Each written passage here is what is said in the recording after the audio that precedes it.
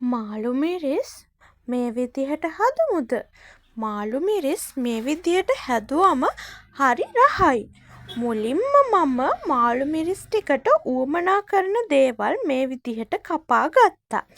මාළු මිරිස් එකට ලුණු කුඩු, කහ කුඩු ටිකක්, මිරිස් 3-5 මේ විදිහට එකතු කර ගත්තා.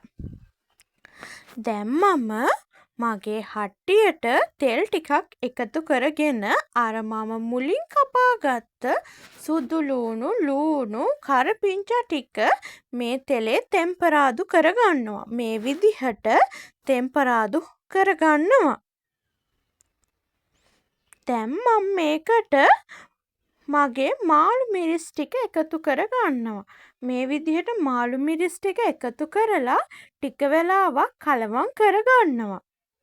මේ විදිහට කලවම් කරගත්ත මාළු මිරිස් එකට මම වතුර ටිකක් එකතු කරගන්නවා. මේ විදිහට වතුර ටිකක් එකතු කරගෙන මේක හොඳට තම්බ ගන්නවා. මෙහෙම තැම්බීගෙන යන මාළු මිරිස් එකට උකු පොල් කිරි ටිකක් හොඳට එකතු කරලා මෙහෙම හින්දලා ගන්නවා. මේ විදිහට මාළු මිරිස් එක හින්දලා හැදුවම හරි රහයි. ඔයාලත් මේ විදිහට මාළු මිරිස් හදලා බලන්නකෝ. හරිම රහයි.